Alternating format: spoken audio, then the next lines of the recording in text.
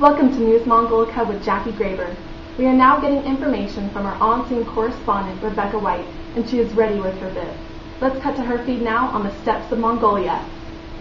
Hi Jackie, I am here on the steppes of Mongolia, where we're going to have the rare privilege to interview one of the most skilled conquerors of our time. He has mastered, utilized, and perfected many military techniques from varying cultures, like horseback riding and archery, in order to take over those cultures and other surrounding nations seamlessly. Here he is now, Genghis Khan. Genghis Khan. Hi Rebecca. Hello Genghis, I'm glad you could be here. You're one of history's most skilled conquerors. What started it all?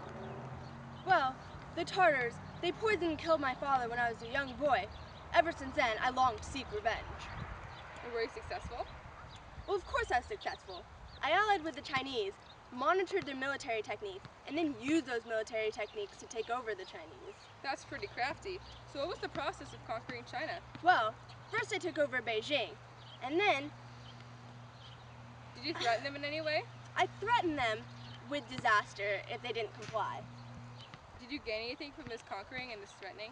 I gained great financial success and control of the Silk Road, and I believe that it was the God's duty for me to be ahead of this tribe and just take over the whole entire world. And what did you end up with at the end of this little event? I ended up with all of northern China. And what happened after China? After China, we traveled through the desert to Samarkand, where we overtook them in 10 days. It was a bloody battle and we killed everyone. I guess that's why most people call you the bloodiest of all barbarians. Did your tribe ever fall into the clutches of ever becoming corrupt? Well, we were really greedy because of all the camel caravans on the Silk Road. Did anything positive come out of your control of the Silk Road?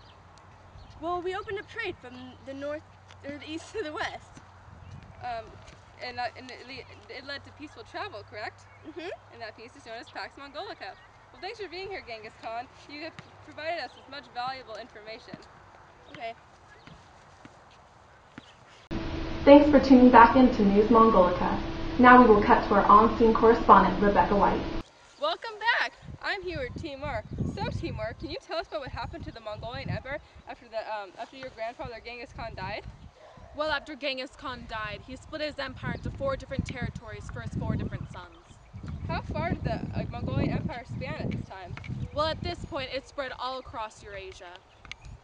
Was it difficult to control? Yes, it was difficult to control due to a lack of Mongol leaders who could control it. What was your first goal as you reached this eminent power? Well, my first goal was to take control of the whole Mongolian Empire, and my second was to instill Samarkand, my birthplace, once again as the jewel of the world. Oh, and I recall that you installed many new irrigation systems and made grand mosques that were huge in Samarkand in order to improve the city. Yes, I did. So where did you conquer next? Well, next I conquered Western Persia and went through Hindu Kush to get a foothold in India. Sounds kind of similar to the Greeks. Yes, it was similar to the Greeks. So did any other problems arise with your large empire? Of course there are problems that are going to arise. In this case, rebellions began to occur. In order to try and stop these rebellions and instill fear, I began to cut off many people's heads. Gruesome. So what land hadn't you owned by this time? At this point, I still began to try and conquer the Ottomans, but I had not yet control of them. So as it says in my notes here, the Sultan of the Ottomans, Bayezid. Do not speak his name. All right. Anyway, he who must not be named, apparently. Well, apparently he came after you. So.